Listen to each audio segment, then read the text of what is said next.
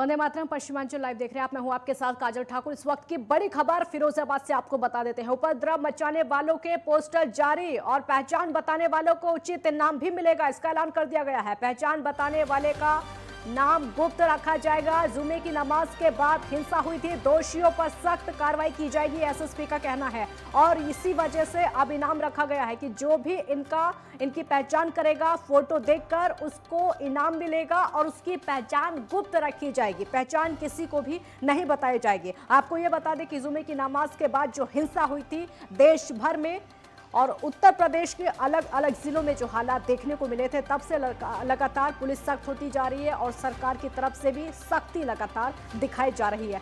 Poster जारी कर दिए गए हैं, जिसके बाद अब ये इनाम रखा गया है कि जो भी कोई इनकी पहचान करेगा उसको उचित इनाम दिया जाएगा और उनका नाम भी गुप्त रखा जाएगा। देखिए तस्वीरें आप अपने टीवी स्क्रीन पर देख रहे हैं, एक्सक्लूसिव तस्वीरें, और इन तस्वीरों में जो हैं उन आरोपियों के चेहरे हैं जिन्होंने हिंसा फैलाई थी, जिन्होंने उपद्रव फैलाया था।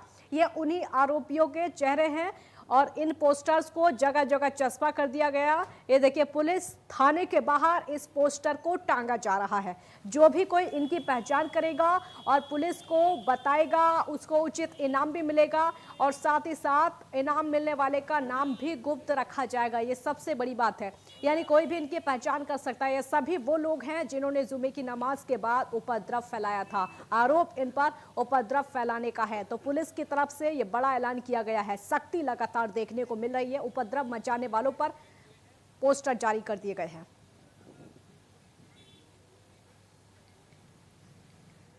तो प्रदेश के स्वास्थ्य मंत्री और डिप्टी सीएम ब्रजेश पाठक नोएडा के जिला अस्पताल में औचक निरीक्षण करने पहुंचे, जहां उन्होंने ओपीडी में भर्ती लोगों से सीधा संवाद किया और इसी दौरान लोगों से पूछताछ की, इलाज को लेकर और डॉक्टरों के व्यवहार को लेकर कोई शिकायत तो नहीं है। इसी क्रम में ब्रजेश पाठक ने नसीहत देते हुए कहा कि मरीजों के साथ किसी तरीके का दुर्व्यवहार बर्दाश्त नहीं किया जाएगा। साथ ही मंत्री ने कहा कि अस्पताल की सारी व्यवस्थाएं दुरुस्त हैं।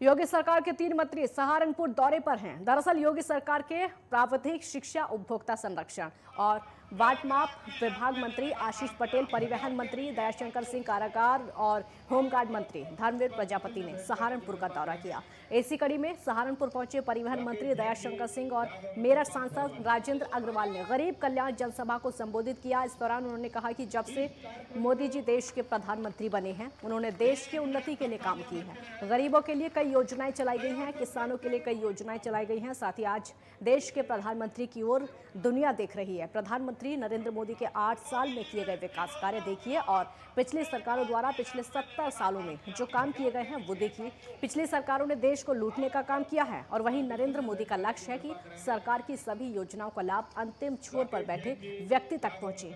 वहीं इस मौके पर सभा में सभी स्थानीय विधायक और पूर्व विधायक, साथ में प्रदेश संगठन मंत्री डॉक्टर चंद्रमोहन समेत सभी जनप्रतिनिधि मौजूद रहे। आज जो है सहारनपुर जिले में गरीब कल्याण प्रधानमंत्री जी के 8 वर्ष के पूरे होने पर आज सहारनपुर जिले का गरीब कल्याण सभा थी, जिसमें सभी सरकार की सभी योजनाओं का एक सांकेतिक जो लाभार्थी हैं उनको हम लोगों ने जो लैपटॉप भी दिया, जो है जो महिलाएं हमारी गर्भवती हैं उनको पोषाहार दिया और राशन जो वितरण हो रही है उसका भी जो भी योजनाएं हमारी सरकार की है उसको सिंबॉलिक सभी कुछ लाभार्थियों को यहाँ पर बुलाया गया था। केंद्रीय राज्य मंत्री संजीव बालियान ने संभल में बड़ा बयान दिया है। उन्होंने कहा है कि नमाज के बाद पत्थर गलत हैं और जब भी कड़ी कार्रवाई होगी तो सब कुछ समझ आ जाएगा। आपको बता दें कि केंद्रीय मंत्री संजीव बालियान गरीब कल्याण जनसभा में मोदी और योगी सरकार के लाभार्थियों से मिलने पहुंचे थे। साथ ही उन्होंने अखिलेश यादव पर निशाना साधा था और कहा था कि अखिलेश यादव हिंदू मुस्लिम की राजनीति कर रहे हैं। मंडल अध्यक्ष दोषियों को छोड़ा जाता था और निर्दोषों को जेल में भरवाने का मीडिया पर हर जनपद में जो गरीबों के कल्याण के लिए काम हुए, तो गरीब कल्याण सभाएं हर जनपद में उत्तर प्रदेश के आयोजित की जा रही हैं।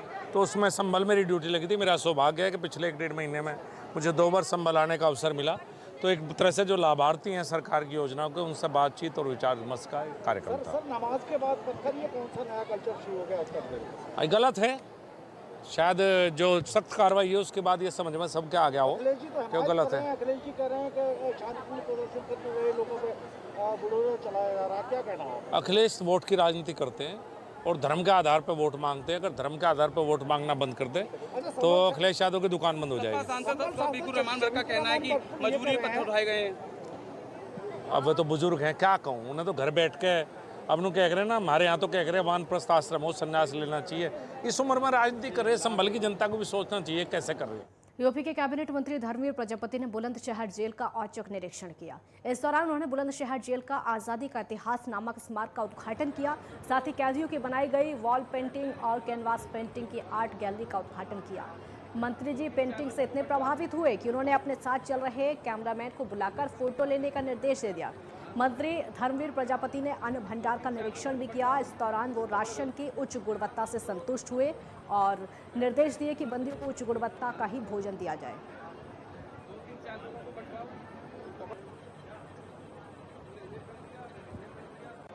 आज माननीय कारागार एवं होमगार्ड मंत्री श्री धर्मवीर प्रजापति द्वारा जिला कारागार का आकस्मिक निरीक्षण किया गया। गार्ड ऑफ ऑनर के बाद कारागार के मुख्य द्वार के बाहर आज़ादी का अमृत महोत्सव के उपलक्ष्य में बुलंदशहर और बुलंदशहर जेल का आज़ादी का इतिहास नामक स्मारक का उद्घाटन किया। कारागार के अंदर बंदियों द्वारा तैयार की गई पेंटिंग का उद्घाटन किया।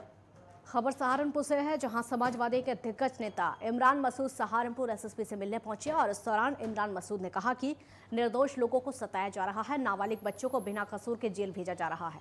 उन्होंने कहा कि जिन लोगों ने जितना जुर्म किया है उसको उतनी ही सजा मिलनी चाहिए। उन्होंने कहा कि एनएसए की कार्रवाई की जा रही है, मकानों पर बुलडोजर चलाने की कार्रवाई की जा रही है। ये नहीं होना चाहिए, जिन्होंने जुर्म किया है उनको सजा मिलनी चाहिए और निर्दोषों पर कोई कार्रवाई नहीं होनी चाहिए। जो बार बार आ रहा था कि एनएसए लगाई जाएगी, तो मैंने निवेदन किया कि ये करती है जिस तरह की जो कार्रवाई है उस कार्रवाई से कम न्याय तो नहीं मिलेगा। क्योंकि मैंने आपको पहले ही कहा कि बहुत सीधी सी मिसाल है कि गाजरों के चोर को जूती की सजा, जिसने जितनी खता की है उसको सज़ा मिल जाए। कप्तान साहब ने हमारी बात को सुना और आश्वासन भी दिया है, लेकिन हमारी भी जिम्मेदारी है, कुछ जिम्मेदारियों को हमें भी अपना आप ओढ़ना पड़ेगा। हम चाहे उलेमा हों चाहे पॉलिटिकल लोग हों, हम अपनी जिम्मेदारी से नहीं भाग सकते। हम इस बात का सख्ती के साथ आज हम जाकर के बात भी करेंगे कि जुमा की नमाज के बाद ये प्रदर्शन किसी भी सूरत में जायज़ नहीं है। अगर हमें कोई प्रदर्शन करना है तो उसका डेट रख के, टाइम रख के प्रदर्शन करें, लेकिन मस्जिद से निकल करके प्रदर्शन होगा ये किसी भी सूरत में जायज़ नहीं है। भारतीय किसान यूनियन चढ़ूनी के राष्ट्रीय अध्यक्ष गुरनाम सिंह चढ़ूनी बुलंदशहर के खुर्जा के सारंगपुर गांव पहुंचे और एक विशाल जनसभा को संबोधित किया। किसानों को संबोधित करते हुए उन्होंने कहा कि हम किसानों को अपने अधिकारों को लेकर जागरूक होना है और जो आंदोलन पूर्व में चलाया गया था उसकी आवाज़ दोबारा आंदोलन करके सत्ता के गलियारों तक पहुंचानी है। बाद में पत्रकारों से वार्ता करते हुए उन्होंने कहा कि अमीर और गरीब की खाई बढ़ती जा रही है। यहाँ के जो हमारे कार्यकर्ता हैं, जो जिला अध्यक्ष है यहाँ के सूबे सिंह डागर जी और उनकी पूरी टीम, हमारे जो भी यहाँ के साथी हैं, उन्होंने यहाँ पे एक प्रोग्राम रखवाया है आज हमारे आने का, और पहला ही प्रोग्राम है मेरा इस जिले में। तो जो किसानों के अंदर जागृति पैदा करने की ज़रूरत है। आज जो किसान और मजदूर देश का बर्बाद हो रहा है और पूरा देश की संपत्ति और पूरे देश का कारोबार जो कारपोरेट को जा रहा है, उसके लिए लोगों को जगाने की ज़रूरत है और उसको जागृति के लिए हम यहाँ पे आए हैं। आज गरीब और गरीब हो रहा है, अमीर और अमीर हो रहा है। आज हमारे देश की पोजीशन ये है कि 22 करोड़ लोग हमारे देश में ऐसे हो गए जिनको 2 वक्त की रोटी नहीं। मेरठ में नगर आयुक्त के रूप में नियुक्त हुए अमित पाल शर्मा पद संभालने के तुरंत बाद एक्शन में दिखे और पद संभालते ही इन्होंने नगर निगम के सभी विभागों के दफ्तरों का निरीक्षण किया और गैर हाजिर कर्मचारियों का 1 दिन का वेतन भी काट दिया। आपको बता दें कि अमित पाल शर्मा आईपीएस अजय पाल शर्मा के छोटे भाई हैं और इस दौरान नवागत नगर आयुक्त ने कहा कि उनकी पहली प्राथमिकता मेरठ में गंदगी से बंद पड़े नालों को खुलवाना है।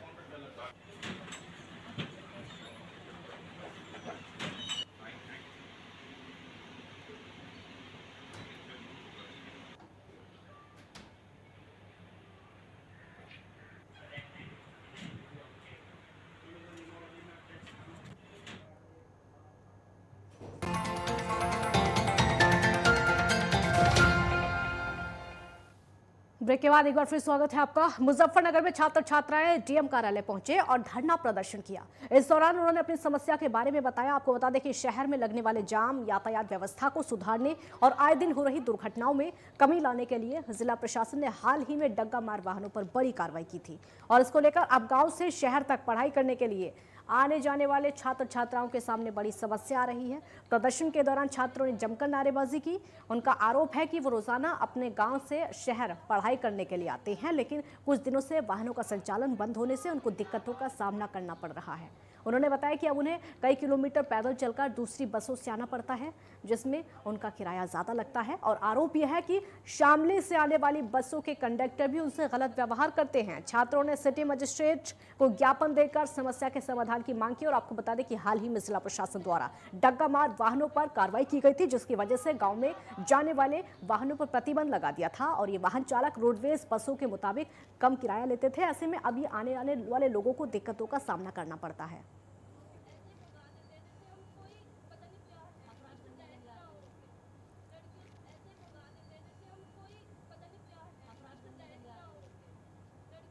सर, हमारी बसेस बंद हो गई थी बहुत दिन पहले और हम उसी के सिलसिले में आए हुए हैं यहाँ पे। जसोई से चलती है हमारी बस, मुजफ्फरनगर के लिए आती है, थाना तितावी पड़ता है हमारा। बस बंद होने का कोई मेन रीज़न नहीं था, बस थोड़ा बहुत आपसी बहस हो जाती है, फिर आरटीओ साइड से हुई थी वो बंद। पर अब हम चाह रहे हैं हमारी चल जाए, हमें बहुत प्रॉब्लम हो रही है। हमें आने जाने में इतनी दिक्कत हो रही है, 7 किलोमीटर तो हमें या तो पैदल जाए या रिक्शा से जाए, और रास्ता इतना ख़राब है, रिक्शा पलट भी गई और बच्चों के पेपर छूट जा रहे हैं वो अलग से। मामला ये है, यहाँ मुजफ्फरनगर कॉलेजों में हमारे उधर से बगरा ब्लॉक से बहुत सारी छात्राएं जसोई नंगला उधर से पढ़ने के लिए आती हैं कॉलेजों में। ये एक प्राइवेट बस से आ रही थी, अब डीएम साहब ने उसमें अर्जी लगा के वो बस रोक दी वहाँ। अब वो बस इस रूट पर नहीं चल पा रही जो इनके गांव तक इन्हें छोड़ती थी। अब इन्हें 5-6 किलोमीटर पैदल चल गए और कॉलेजों में मतलब बस बार बार बदल के इन्हें यहाँ आना पड़ रहा। और खेलो इंडिया यूथ गेम्स का समापन समारोह में केंद्रीय मंत्री अनुराग ठाकुर शामिल। समारोह को संबोधित कर रहे हैं अनुराग ठाकुर, तस्वीर आप देखिए। मैं केंद्रीय मंत्री रहे अंबाला के लोकप्रिय सांसद आदरणीय भाई रतनलाल कटारिया जी, मंच पर उपस्थित भारत सरकार और हरियाणा सरकार के और सभागार में उपस्थित सभी माननीय अधिकारीगण, सभी चुने हुए प्रतिनिधि, सभी कोच, ऑफिशियल्स, खिलाड़ी, मेरे प्रिय भाई और बहनों और मीडिया से आए हुए मेरे प्रिय मित्रों, मैं सबसे पहले तो अपनी ओर से और खेल मंत्रालय की ओर से हरियाणा सरकार का, विशेष तौर पर माननीय मुख्यमंत्री जी का और खेल मंत्री जी का SBI खेलो इंडिया यूथ गेम्स के चौथे एडिशन का शानदार और सफल आयोजन करने पर बहुत बहुत आभार प्रकट करता हूं, बहुत बहुत धन्यवाद करता हूं। और अगर आपको भी लगा हो कि आपको कोई मुश्किल नहीं आई, आपको हरियाणा में आकर, पंचकुला में आकर सुविधाएं अच्छी मिली, if your stay was comfortable and the facilities were good, you can put your hand together for all the officials and the state government.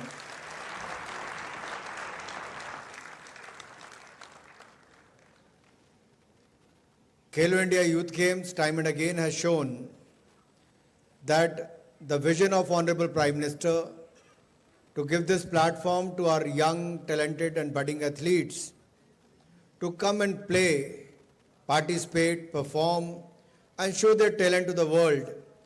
And this clearly showcased when in this edition of Khelo India Youth Games, there are 12 new national records. My heartfelt congratulations to all the new record holders. 12 नए national record बने हैं। मेरी ओर से सभी को बहुत बहुत बधाई और बहुत बहुत शुभकामनाएं। खेलो इंडिया यूथ गेम्स पहले चरण में जब पहला इसका एडिशन हुआ था और उस समय स्कूल गेम्स कहा गया, तब भी हरियाणा उसका विजेता रहा। कभी महाराष्ट्र तो कभी हरियाणा, कभी महाराष्ट्र फिर हरियाणा। आखिरकार ये दो राज्यों में जो इस बार भी पहले कुछ दिनों में ऐसा लग रहा था ना जाने कौन बाजी मार जाएगा, 21 मेडल एक बराबर पर गोल्ड मेडल, फिर आगे बढ़ती गई गेम। एक दिन मैं बीच में आया, संदीप सिंह जी भी यहाँ पर थे, वॉलीबॉल का मैच चल रहा था और उसमें भी देखा गया कि कितना नज़दीकी वो मैच हुआ, जहां एक और चैंपियनशिप जीतने की सोच रहे थे सब लोग उस गेम की, दूसरी ओर उनका राज्य भी नंबर 1 आए, इसलिए भी सब टीमों ने अपना अपना जोर और इंडिविजुअल्स ने अपना जोर लगाया। मित्रों, जैसा प्रधानमंत्री जी कहते हैं, खेलना जरूरी है, हार और जीत इसका हिस्सा है। खेलों से हमें मेहनत करने की, टीम भावना की, स्पोर्ट्समैन स्पिरिट की, इन सब की आदत भी लगती है और अनुशासन, whether it is hard work, discipline, sportsman spirit, this all comes naturally to us, and also the leadership qualities. And I'm sure you have learned a lot from various games you have played or during this competition from the other teams as well. अगर आप पिछले कुछ दिनों में देखेंगे, पिछले कुछ महीनों में देखेंगे, भारत ने खेलों में शानदार प्रदर्शन किया है। टोक्यो ओलंपिक्स कोविड महामारी के बावजूद भारत का आज तक का सबसे सर्वश्रेष्ठ प्रदर्शन रहा और 120 सालों में पहली बार एथलेटिक्स में जेवलिन में अगर गोल्ड मेडल किसी ने जीता तो किसी और ने नहीं, नीरज चोपड़ा ने वो भी भारत के लिए करने का काम किया है। केंद्रीय मंत्री अनुराग ठाकुर को आप सुन रहे थे, क्योंकि खेलो इंडिया यूथ गेम्स का जो है समापन कार्यक्रम रखा गया है। खबरों में आगे बढ़ते हैं। गाजियाबाद में अब कलेक्शन एजेंट ने 10 लाख की लूट को अंजाम दिया गया है। आपको बता दें कि बाइक सवार बदमाशों ने हथियारों के बल पर इस लूट को अंजाम दिया। नीति खंड के हैबिटेट सेंटर के पास में इस वारदात को अंजाम दिया गया। इंदिरापुरम थाना क्षेत्र के पुलिस मौके पर पहुंची और मामले की जांच शुरू कर दी है। वहीं दूसरी ओर पुलिस ने 4 अलग अलग टीमें भी गठित कर दी हैं। वो सुबह कई दुकान से 11 बजे से पैसा कई दुकान से कलेक्शन करके आ रहा था और आखिर में 2 बजे के आसपास एक दुकान में कलेक्शन किया। कलेक्शन करके रास्ता में जाते समय वो उनके पीछे एक मोटरसाइकिल से 2 लड़के आया, उनके पीछे से डंडा मारा मोटरसाइकिल से चलते चलते। उसके बाद वो डिसबैलेंस हो गया था। उसके बाद वो उनका नीचे से गाड़ी से उतरा। उसके बाद 2 अपराधी लोग उनका बैग के छीन के उन लोग लेके भाग गया था। बाद में उसे पता चला और वो कारण लगभग 10 लाख से अधिक पैसा उस बैग में है। वो अभी पूरा पैसा एग्जैक्ट अमाउंट हम कलेक्ट कर रहा है और बाकी सब चीज़ हमने देखा है। घटनास्थल का आसपास इलाका में मौके पर हम चेक कर रहे हैं। सीसीटीवी फुटेजेस वगैरह हम लोग आना जाना वाला रास्ता में सभी चेक कर रहे हैं। साथ साथ जनपद में चेकिंग का आदेश भी किया है, जो संदिग्ध व्यक्ति है उन लोग चेक करने के लिए, और हमने अभी 4 टीम गठित कर ली है। सहारनपुर में एसएसपी आकाश तोमर ने बताया कि पिछले 1 हफ्ते में सोशल मीडिया पर अभद्र टिप्पणी करने के आरोप में 18 लोगों को गिरफ्तार किया है। और आपको बता दें कि नफरत फैलाने वालों के खिलाफ पुलिस सख्ती से कार्रवाई कर रही है। जुम्मे की नमाज के बाद हुए उपद्रव में अब तक सहारनपुर में 84 लोगों की गिरफ्तारी हो चुकी है। और उसी क्रम में एसएसपी ने कहा कि सौहार्दपूर्ण वातावरण को बनाए रखने के लिए आमजन से सहयोग और अफवाहों से दूर रहने की अपील दी गई है। साथ ही उन्होंने कहा कि धर्म गुरुओं और शहर के गणमान्य लोगों के साथ समन्वय स्थापित किया जा रहा है।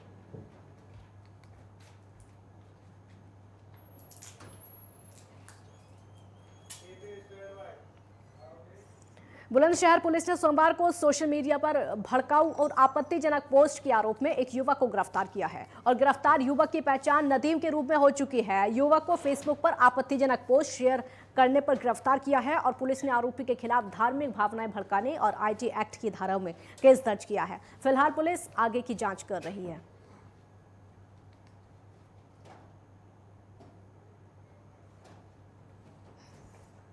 उत्तर प्रदेश के शामली में सैकड़ों किसानों ने शामली कलेक्ट्रेट में धरना प्रदर्शन किया है। इस दौरान किसानों ने दिल्ली देहरादून इकोनॉमिक कॉरिडोर के लिए एनएचआई के अब भूमि अधिग्रहण को लेकर की जा रही मनमानी और सरकार की वादा खिलाफी को लेकर आक्रोश जताया है। प्रदर्शन के दौरान किसानों ने सरकार को चेतावनी दी है कि जब तक किसानों की मांगे नहीं मानी जाती हैं तब तक वो अपनी जमीनों पर कब्जा नहीं छोड़ेंगे। और किसानों का कहना है कि जब तक उनको उचित मुआवजा नहीं दिया जाता है तब तक उनकी जमीनों पर कब्जा नहीं किया जा सकता।